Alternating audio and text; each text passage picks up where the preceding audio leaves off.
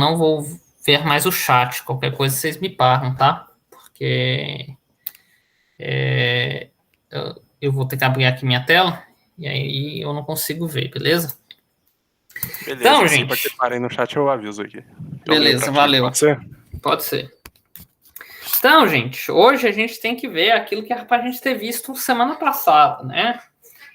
Então, no nosso encontro passado, que foi há 2 semanas atrás, eu falei sobre a primeira lei de Newton com vocês. Então, naturalmente, no encontro de hoje, a gente vai falar de segunda e terceira lei de Newton, certo? E se der tempo, a gente vai continuar aí entrando nas algumas outras forças aí. Eu vou tentar dar uma corridinha. Então, basicamente, lá na primeira lei de Newton, o que eu falei para vocês é que a primeira lei de Newton ela permitia definir o conceito do que a gente chamava de referencial inercial. Então, referencial inercial em mecânica é um referencial especial, onde a gente consegue escrever as leis da física e elas sempre vão assumir a mesma forma. Então, essa é uma definição que o Galileu fez e que o Newton reaproveitou. E a primeira lei, na verdade, o que ela define para a gente é como identificar esses referenciais inerciais. Basicamente, ela fala para a gente o seguinte: em referenciais inerciais, se um corpo não tem nenhuma força atuando sobre ele, aquele corpo ou vai ter que estar parado ou ele vai estar em movimento retilíneo uniforme, velocidade constante. Se eu tiver um corpo isolado e eu ver ele acelerando, é porque eu não estou no referencial inercial. Por exemplo, quando você está dentro de um carro e você aperta no acelerador, se você olhar alguma coisa que está do lado de fora e não tem nenhuma força atuando naquela coisa do lado de fora, você vai ver aquilo ali ficando para trás, mas ficando para trás cada vez mais rápido, acelerado. Então você vai ver um corpo isolado com aceleração. Consequentemente, você não é um referencial inercial. Então, em referenciais inerciais, todo corpo isolado, ou ele está parado ou ele tem movimento retilíneo uniforme. Por que isso é interessante? Porque isso implica que em referenciais inerciais, se você observar um corpo acelerado, obrigatoriamente vai ter que ter uma força atuando sobre ele. Então, esses referenciais são interessantes porque eles permitem a gente conectar a existência de aceleração com a presença de uma força atuando sobre o corpo. Se há aceleração, é porque há uma força. Se há força, é porque há aceleração. E aí, então, a segunda lei de Newton, ela vem para falar para a gente como que essa aceleração e a força vão se conectar. E aí, obviamente, a segunda lei de Newton vai ser válida em referenciais inerciais, que são justamente esses referenciais onde a gente consegue fazer essa conexão direta entre a existência de aceleração e a existência de força. Então, a segunda lei de Newton coloca que em referenciais inerciais, a aceleração vetorial de um corpo é diretamente proporcional ao vetor força resultante que atua sobre o mesmo e inversamente proporcional à sua inércia. Aí tem algumas coisas importantes. Primeiro, a segunda lei de Newton é válida em referenciais inerciais. Isso é o que eu acabei de explicar, é porque nesses referenciais que a gente pode fazer a conexão entre existência de força e aceleração. Segundo ponto importante, essa conexão entre aceleração e força resultante, e força, ela é dada via a força resultante. Força resultante, a gente viu que é a soma de todas as forças que atuam sobre um corpo. Então, a segunda lei de Newton, ela é válida para a força resultante. Se eu tenho um corpo onde estão atuando 4 forças nele, eu tenho que somar vetorialmente essas 4 forças e aplicar a segunda lei de Newton. Eu não posso aplicar a segunda lei de Newton a cada uma das forças separadamente, ignorando a existência das outras. E, além disso, a aceleração que vai ser produzida é inversamente proporcional ao que a gente chama de inércia. Inércia que eu falei para vocês que é a resistência de um corpo à mudança no estado de movimento. Então, naturalmente, a aceleração tem que ser inversamente proporcional à inércia. Porque quanto maior a inércia, mais difícil é eu produzir aceleração. Então, a aceleração e inércia têm que ser inversamente proporcionais. Inércia é essa que a gente discutiu na aula passada, está conectada com o conceito de massa, né? A inércia de um corpo, a resistência à mudança de estado de movimento, é dada pela massa. Quanto mais massa um corpo tem, mais difícil é mudar o estado de movimento dele. Se eu pego um ônibus de brinquedo e dou um peteleco, o ônibus muda o estado de movimento facilmente. Se eu dou um peteleco num ônibus de verdade, muito mais maciço, eu praticamente não faço nada no ônibus. Então, quanto mais massa, mais difícil é eu produzir mudança no estado de movimento. Então, a segunda lei de Newton, matematicamente, vai ficar escrito dessa maneira aqui, ó.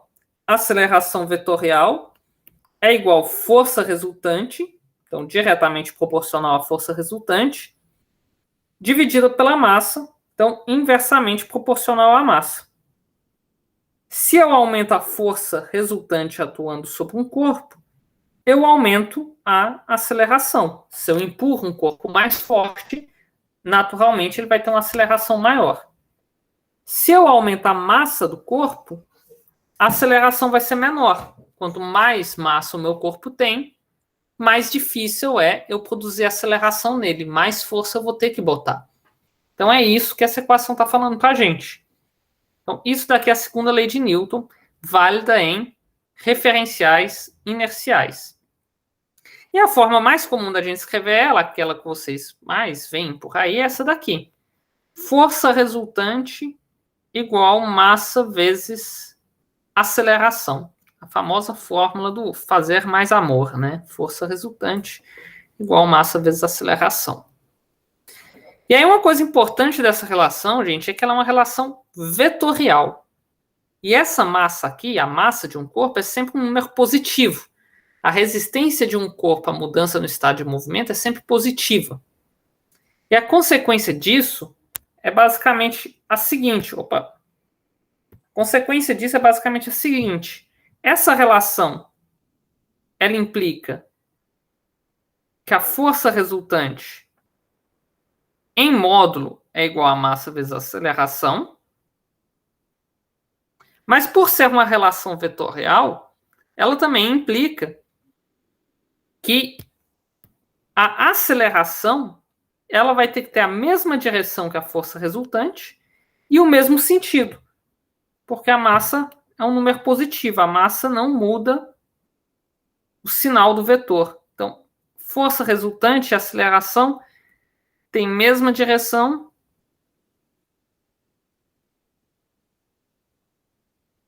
e sentido.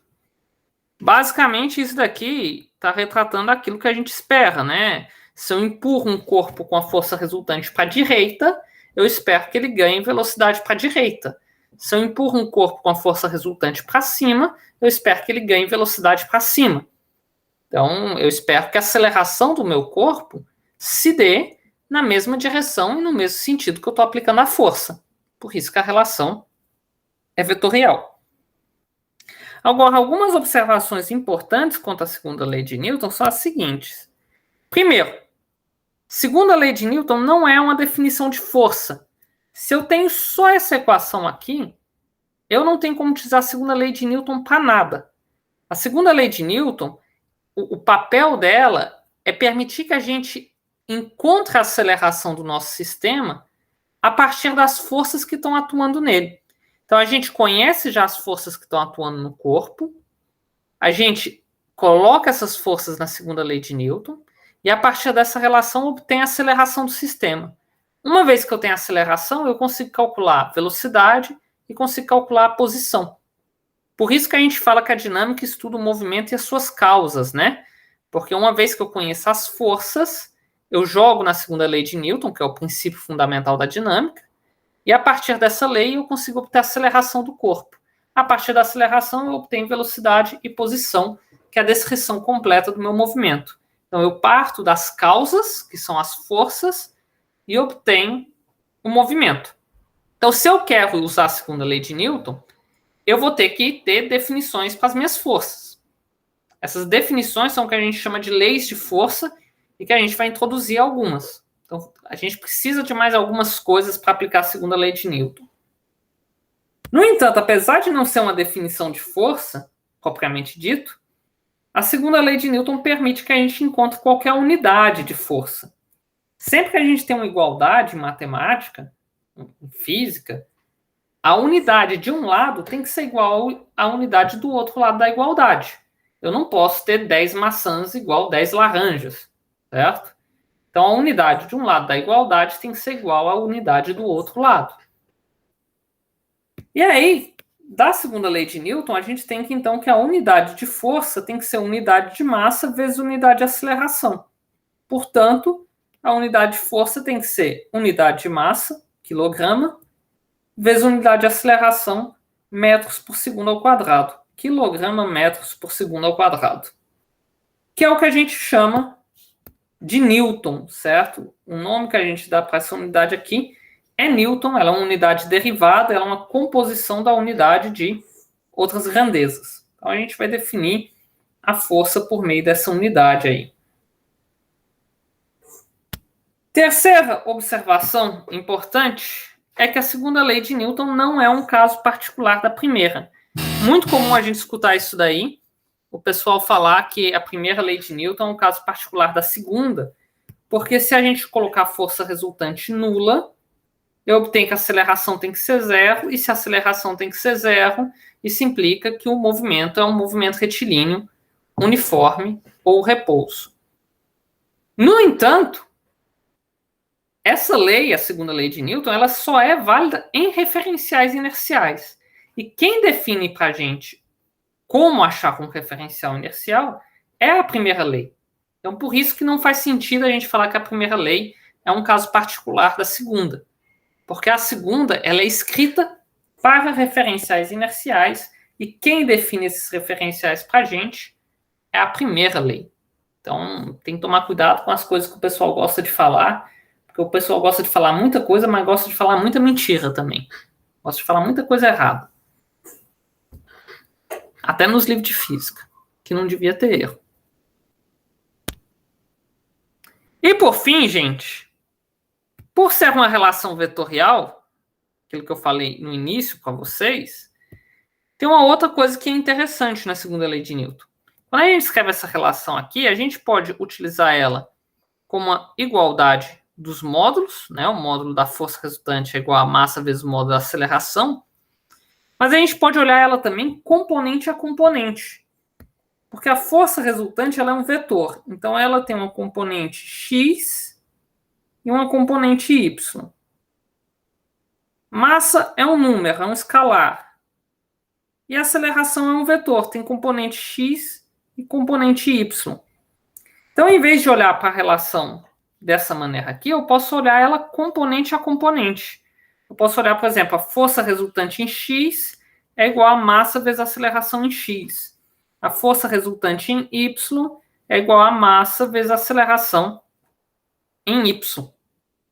E isso daqui a gente vai usar demais, tá? A gente vai usar demais esse tipo de relação aqui, onde a gente quebra as componentes da segunda lei de Newton. Então, isso daqui pra gente... É só se a gente fosse... Se eu tivesse dado a aula semana passada. Vamos tirar. Dar uma acelerada.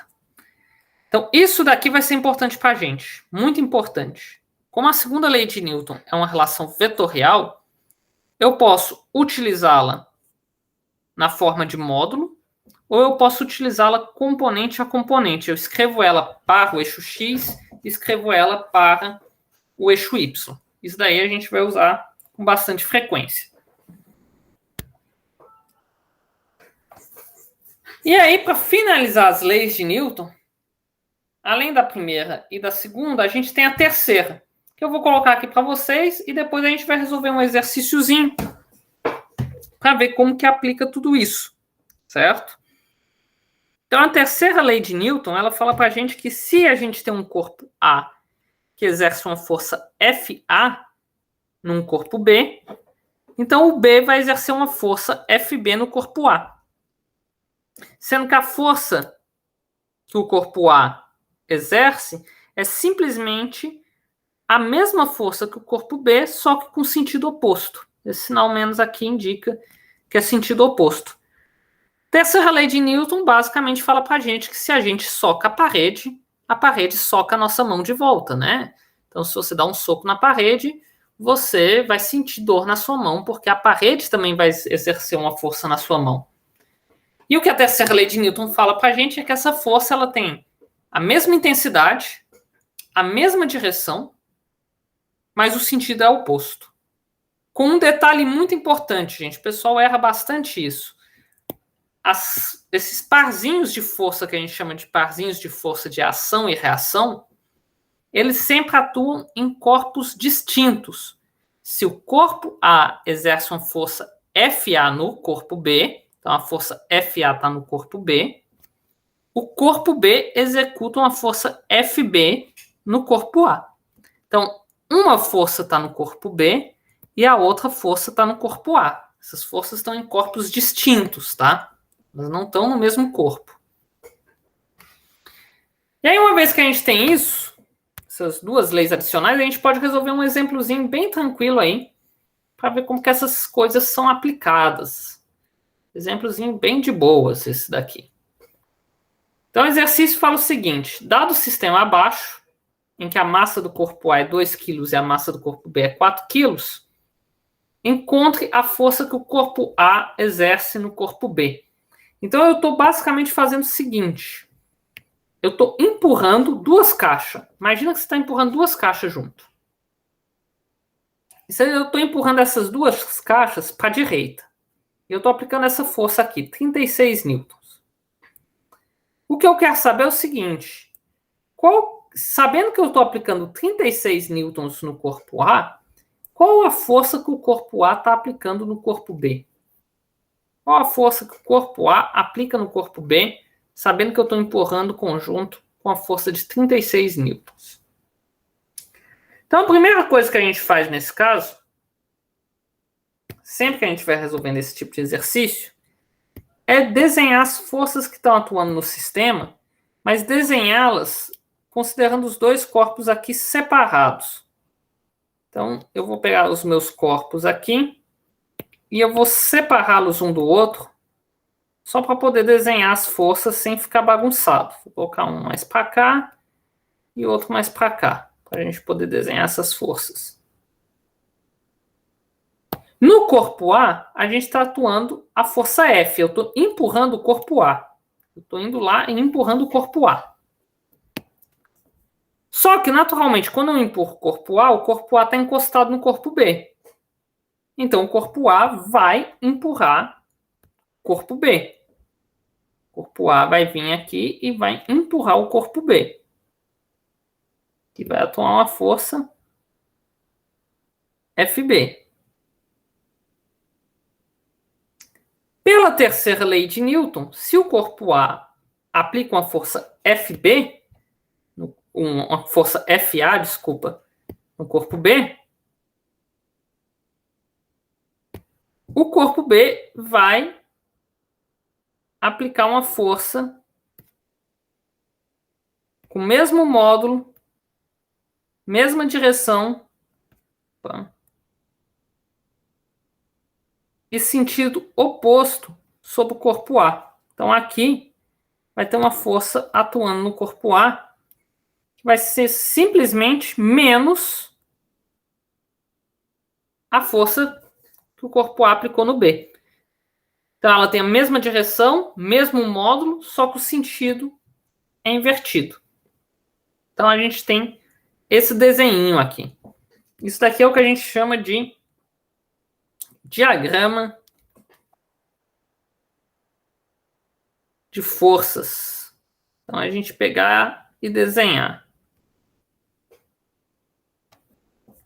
Uma vez que você desenha o diagrama de forças que está atuando num sistema, num conjunto de corpos onde você tem forças atuando, para você resolver, a melhor maneira de você trabalhar é você, logo depois, desenhar o que a gente chama de sistema de coordenadas. Você vai lá e desenha um sisteminha de coordenadas. Vou colocar meu sistema de coordenadas aqui, no caso, para a direita. Desenhei meu sisteminha de coordenadas aqui. Uma vez que a gente faz isso aqui é a nossa segunda etapa, desenhar o sistema de coordenadas. a gente pode aplicar a segunda lei de Newton. Estou num referencial inercial, a gente sempre assume que está no referencial inercial. Então, vou escrever a segunda lei de Newton para o corpo A e para o corpo B. Sempre escreve a segunda lei de Newton para um corpo e para o outro. A força resultante no corpo A vai ser a composição dessas duas forças aqui, sendo que a força F está alinhada com o sistema de coordenadas e essa força menos FA está contra o sistema de coordenadas. Então, quando eu for escrever a segunda lei de Newton, eu for escrever a força resultante no corpo A, a maneira mais simples que a gente tem de fazer isso é fazer o seguinte: as forças que estão alinhadas com o sistema de coordenadas, a gente coloca um módulo delas positivo. Então, é o módulo da F, está alinhado com o sistema de coordenadas que eu adotei. As forças que estão contra o sistema de coordenadas, a gente coloca o módulo delas negativo. Porque a força resultante aqui é a composição vetorial. Quando a gente fizer essa composição vetorial, essa força FA, menos FA aqui, ela na verdade está atrapalhando. Enquanto a F empurra para frente, a FA empurra para trás, a menos FA.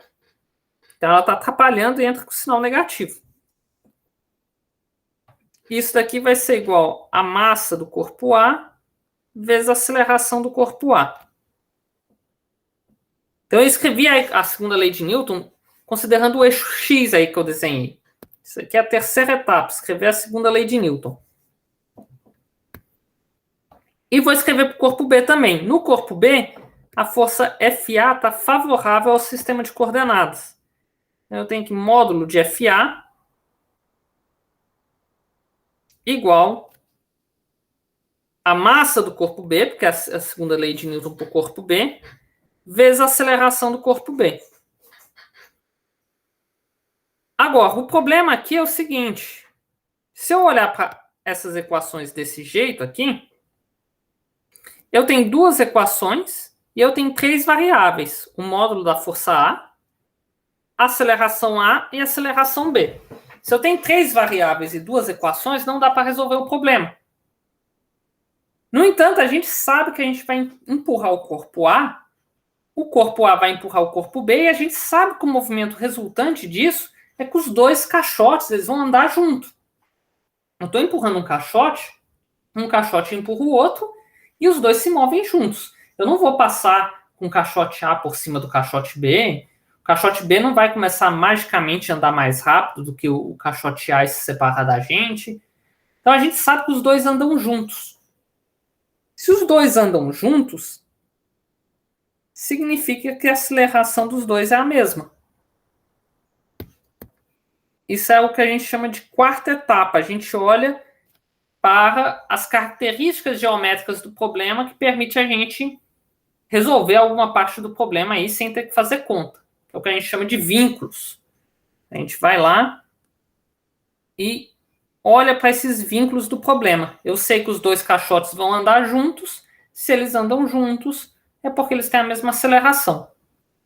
Uma vez que a gente tem isso, a gente fez todas essas etapas, a gente pode olhar para a questão do problema. O problema quer saber qual que é a força que o corpo A exerce no corpo B. Ele quer saber quanto que vale FA. Só que para calcular FA, a gente precisa achar primeiro a aceleração. Se eu encontrar a aceleração, substituo nessa equação e consigo achar a força FA.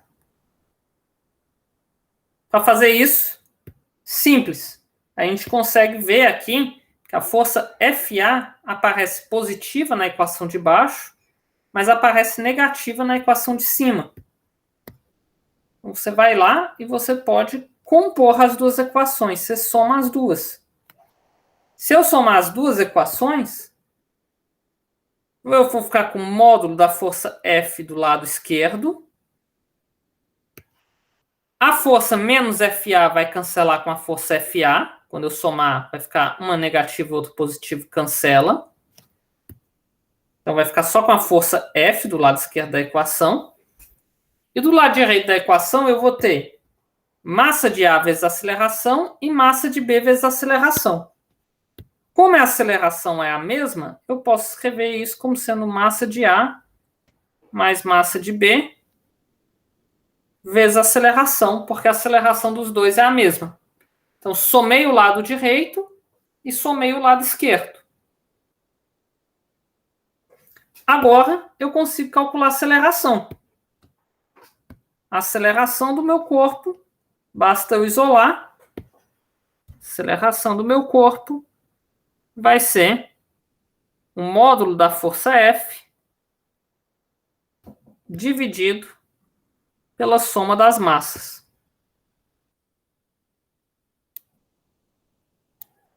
O módulo da força F, o exercício deu, falou que é 36 newtons. As massas ele também deu, a massa do corpo A é 2, a massa do corpo B é 4. 2 mais 4, 6. 36 dividido por 6. 6 newtons? Não, isso aqui é aceleração, né? 6 metros por segundo ao quadrado. Ah, mas o exercício ele não quer aceleração. O exercício ele quer a força que está sendo exercida no corpo A. Beleza. Agora a gente pode voltar para essa equaçãozinha aqui. E agora nessa equação, a gente tem que o módulo da força FA, que é o que a gente quer, vai ser a massa do corpo B, que a gente conhece, 4, vezes a aceleração, que a gente encontrou, 6. 4 vezes 6, 24 newtons. Essa é a resposta do problema. Todo exercício de segunda lei de Newton, qualquer exercício que envolve a matemática de leis de Newton, gente, vocês vão resolver sempre do mesmo jeito. Desenha o diagrama de forças, desenha um sistema de coordenadas. Normalmente, a melhor maneira de desenhar o sistema de coordenadas é alinhando ele com a direção do movimento do corpo. Então, o movimento aqui estava na horizontal, eu coloquei o sistema de coordenadas na horizontal. O movimento estava para a direita, eu coloquei o sistema de coordenadas para a direita. Depois, escreve as leis de Newton, a segunda lei de Newton.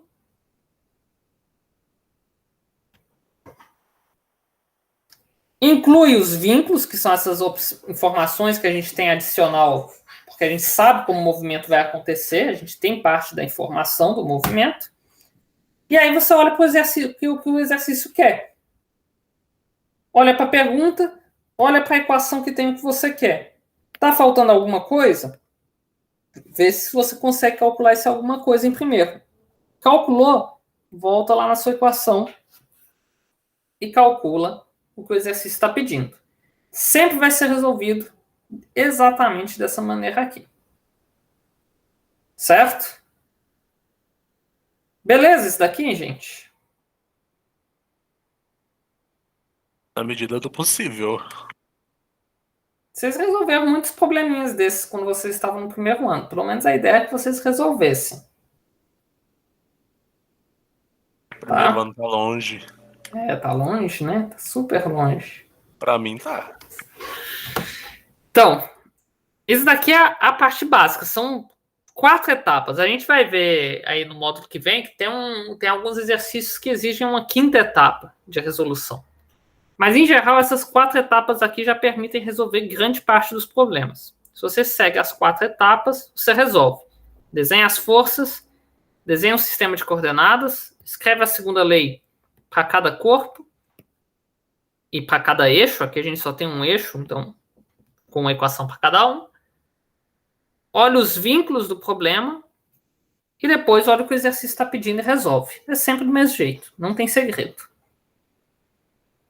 Agora, o que acontece? A gente não vai ficar trabalhando só desse jeito, onde a gente tem forças que são dadas para a gente. Ah, a força vale 36 newtons, a força vale 12 newtons. Se a gente quer descrever um movimento, por exemplo, de coisas na natureza, dos planetas e tudo mais, a gente precisa introduzir o que a gente chama de leis de força. A gente precisa analisar os corpos interagindo na natureza e tirar informação acerca de quais são as equações matemáticas que essas forças satisfazem.